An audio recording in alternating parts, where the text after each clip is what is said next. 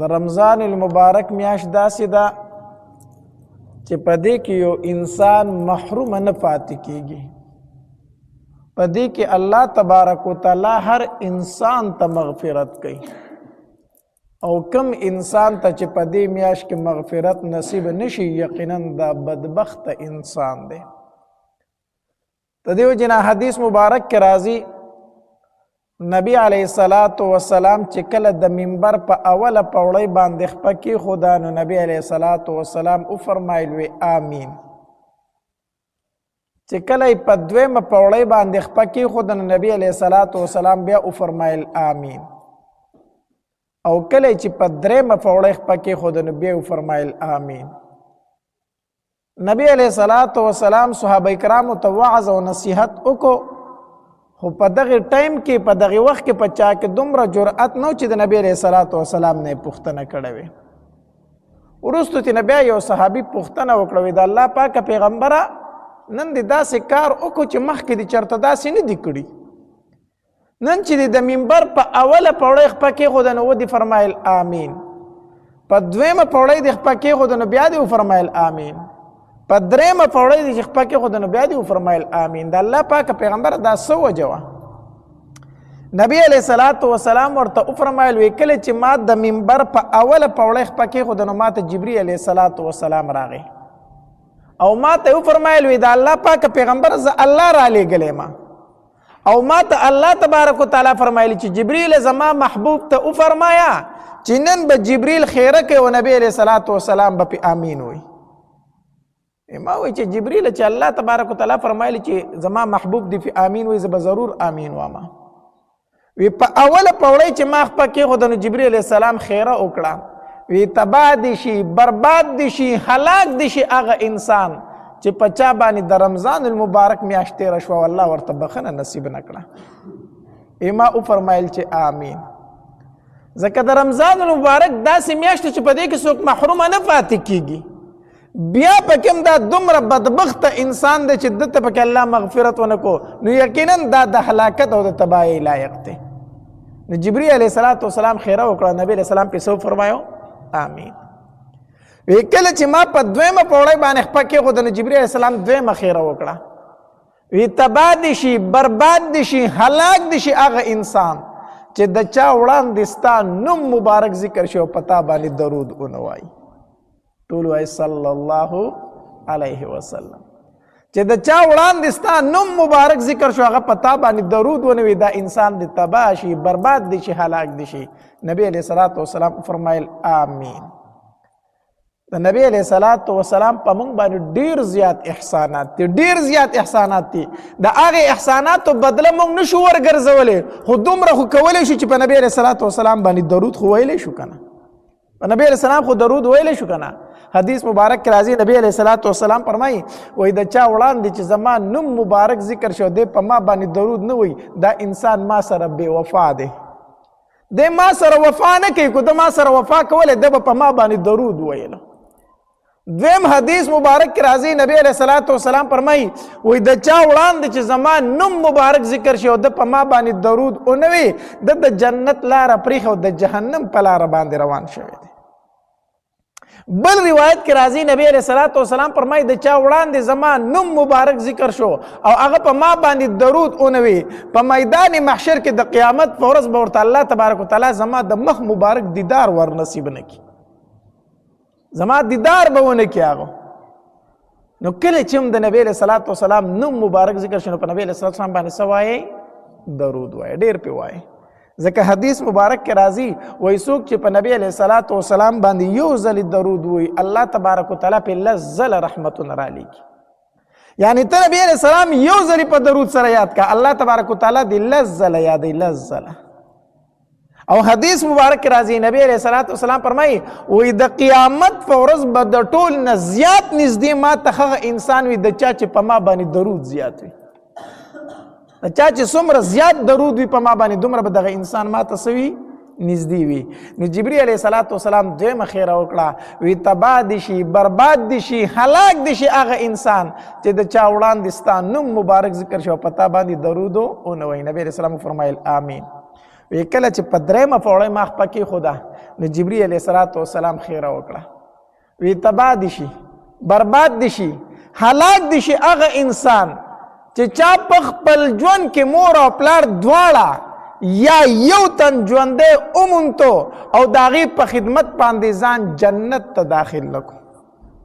مور او پلار دواړه ژوندي دي یا یو تن ژوندی دی او د هغې داسې خدمت ونه کړو چې د هغې په دعاګانو سره دی چېرته لاړ شي جنت ته لاړ شي دا انسان دی تباه شي برباد دي شي هلاک دي شي نبی علیه الصلاة والسلام وفرمایل آمین د چا مور او پلار چې ژوندي دي که نه دا د جنت د تلو لویه موکه ده د سره په لاس کې ده لویه موکه ده دواړه ژوندي دي او که یو تن ژوندی دی د دې د دعاګانې د دې دپاره د جنت ذریعه ده د جنت د تلو ذریعه ده نو چې د ده مور او پلار بوډاګان دي او د ده خدمت ته محتاج دي او د هغې نه دومره دعاګانې وانغستې چې په هغې سره جنت لاړ شي دا انسان څه دی بدبخته انسان دی ځکه ورته جبري علیه السلام خیري کوي الله یو صحابي راغی دی وی د الله پاکه پیغمبره په ما باندې د پلار څه حق دی نبی علیه السلام ورته وفرمایل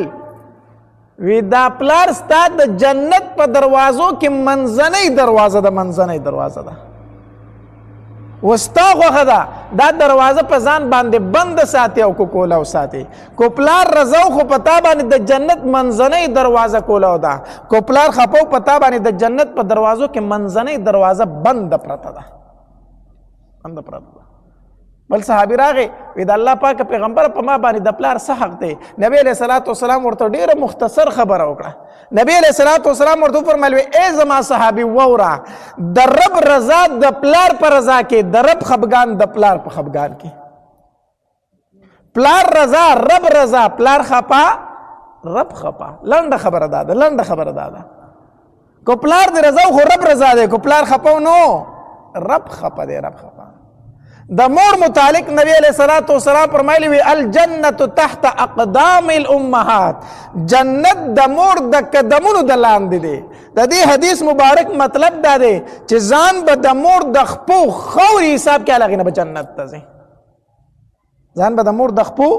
خوري حساب کې نو هغې نه به جنت ته ځي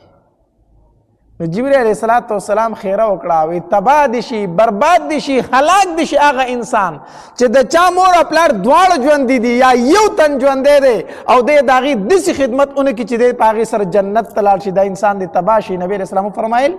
آمین په دې کې اوله خیره چې جبرئیل علیه السلام کړې وه هغې دا خیره کړې وه وی تباه دي شي برباد دي شي هلاک دي شي هغه انسان چې په چا د رمضان المبارک میاشت تېره شوه الله ورته بخښنه نصیب نه کړه نبي علیه السلام وفرمایل آمین الله تبارک وتعالی دې موږ د جبرئیل علیه السلام په خیرو کې او د نبي علیه السلام په آمین کې نه راولي هسې نه چې په موږ باندې د رمضان المبارک میاشت تېره شي او الله پکې موږ ته بخښنه نصیب نه کړي دا به زموږ ډېره زیاته بدبختي دا به زموږ ډېره بدبختي چې دا داسې مبارکه میاشت تېره شوه او موږ پکې بیا محرومه پاتې شو رونو اخرې عشره را روانه ده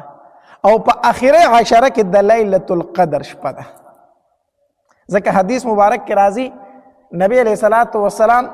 فرمایي وی ما د لیلة القدر شپه په اوله عشره کې ولټوله ما ته میله ونه شوله بیا مې په دویمه عشره کې لټوله اعتکاف مې کو نو ما ته میلاو نه شوه خو بیا ما ته وویلی شو چا ورته وویل فرشتي ورته وویل چې د الله پاکه پیغمبره ته چې کومه شپه لټوې نو هغه په اخره عشره کې ده نو نبی علیه السلام وفرمایل ای زما صحابه کرامو زما سره د اخر عشرې اعتکاف وکړئ ځکه په د اخر عشره کې د لیلة القدر شپه ده په اخر عشره کې